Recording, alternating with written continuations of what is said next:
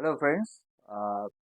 তোমরা এর আগের দিন আমি পাইথনের কন্ট্রোল টুলস পড়িয়েছিলাম এর আগের ক্লাসটাতে।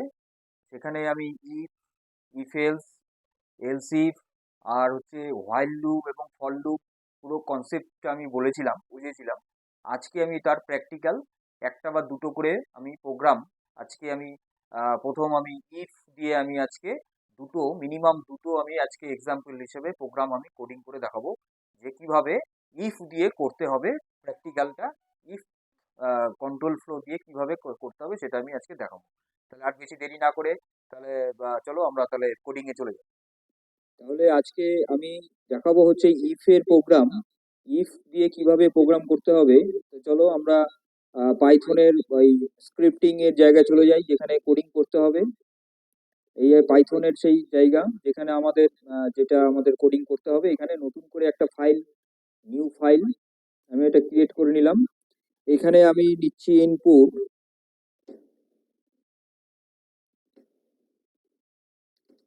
নাম্বার ইকুয়াল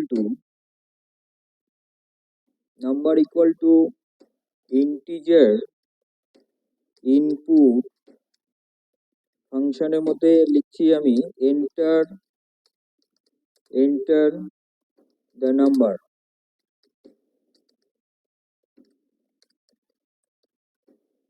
ব্র্যাকেট ক্লোজ, প্রথমে ইনপুট ক্লোজ, তারপরে ইন্টিজার ক্লোজ হবে। এন্টার। এবার এখানে আমি তো ইনপুট নিলাম, একটা ভ্যালু আমি ইনপুট নিলাম যেটা নাম্বারের মধ্যে থাকবে, নাম্বার ভ্যারিয়েবলের মধ্যে স্টোর হবে। এবার আমি চেক করব যে যদি ইফ ওই নাম মড ফাংশন আমি দেব,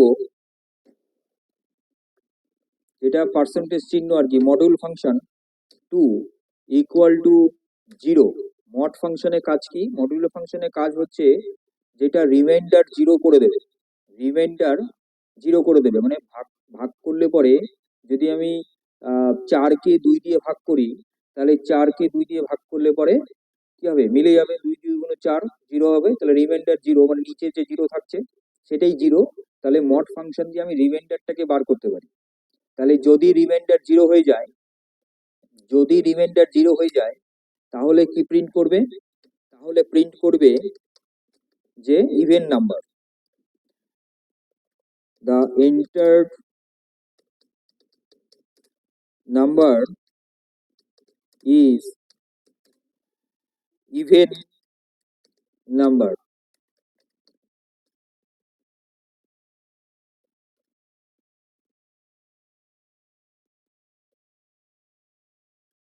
ইভেন নাম্বার হলো। এরপর যদি এইটা কন্ডিশনটা যদি না হয়, যে ইফ যদি নাম্বার যে ভ্যারিয়েবলের মধ্যে যে ভ্যালুটা স্টোর থাকছে সেটা যদি 2 দিয়ে ডিভিজিবল না হয়, ভাগ না যায়, তাহলে কি হবে? তাহলে এলস পার্টে ঢুকে যাবে। তাহলে এলসে যাবে, এলসে তখন প্রিন্ট করবে। আমি এই প্রিন্টটাকে কপি করে ওখানে পেস্ট করে দিচ্ছি। তখন এখানে হবে the enter number is odd number.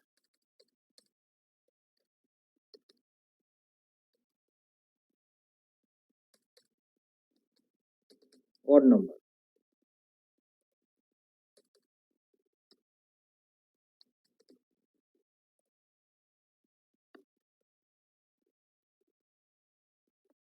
এবার আমরা এটাকে সেভ করে রান করে নেব। একবার সেভ করে নিচ্ছি। সেভ করে জায়গা তোমরা যেখানে যে ফোল্ডার রেখেছো সেই ফোল্ডারে তোমরা সেভ করবে নাম দিয়ে। আমি এখানে ডেস্কটপে রাখছি।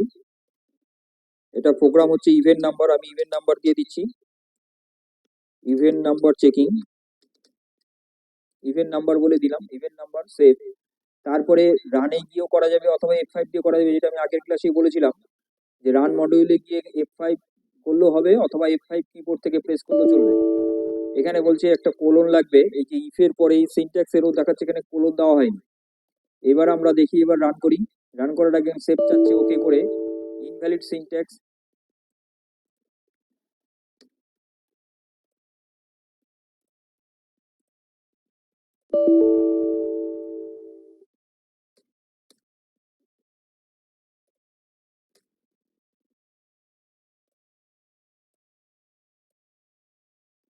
রান করলো। এবার এন্টার দ্য নাম্বার, আমি নাম্বার পুট করব 10, তাহলে 10 the enter number is even number. Okay, fine.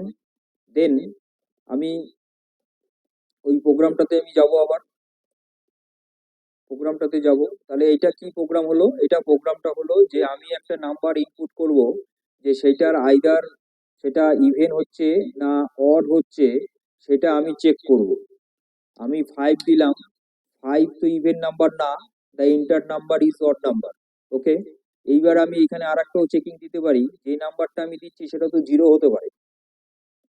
তো সেক্ষেত্রে কি করতে হবে, যদি 0 হয়, যে ইনপুট ভ্যালুটা, ইফ, এখানে আবার একটা ইফ লাগাতে হবে, ইফ নাম্বার গ্রেটার দেন 1 যদি হয় তবেই লুপে ঢুকবে, আদারওয়াইজ ঢুকবে না।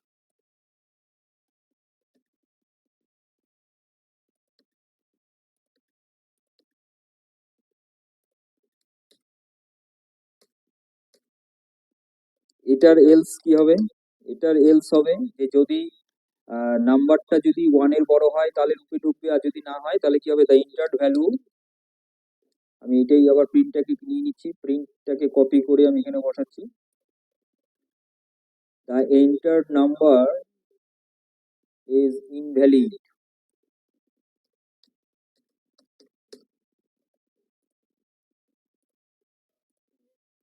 দেখি এবার রান করে কি আসছে। রান, আমি 0 দিলাম, the entered value is invalid আসছে। তাহলে তোমরা বুঝতে পারলে, আমি একটা প্রোগ্রাম আমি ইফ দিয়ে করলাম, সেখানে আমি এলস লাগালাম, এলস লাগিয়ে আমি দেখলাম যে প্রোগ্রামটা কি হচ্ছে না, ইভেন অড চেকিং হচ্ছে, যে নাম্বারটা আমি ইনপুট করব সেটা ইভেন হবে না অড হবে। যদি ইভেন হয় তাহলে কি হবে, 2 দিয়ে ইভেন নাম্বার ডিভিজিবল হবে, ভাগ যাবে, যদি ভাগ যায় তাহলে ইভেন হবে, যদি ভাগ না যায় তাহলে অড হবে। প্রোগ্রামিং করার আগে, কোডিং করার আগে আগে মেইন হচ্ছে লজিকটা জানতে হবে। লজিকটা যদি আমাদের ক্লিয়ার থাকে তাহলে কিন্তু আমরা প্রোগ্রাম করা কঠিন হবে না। তাহলে আজকে আমি যেটা দেখালাম যে ইফ ইফ স্টেটমেন্ট দিয়ে আমি দেখালাম, ইফ আর এলস এই দুটো দিয়েই আমি দেখালাম কি আজকে ইভেন আর অড নাম্বার চেকিং করা। এর পরবর্তী ভিডিও, পরবর্তী কোডিং এ আমি আসবো ফর লুপ নিয়ে, ফর লুপের আরো প্রোগ্রাম নিয়ে আমি আসবো, এরপরে হোয়াইল লুপ আসবে। এভাবে আমি একটা একটা করে দুটো করে আমি প্রোগ্রাম করে দেখাবো। তাহলে আজকের ক্লাসটা এই পর্যন্ত থাকলো।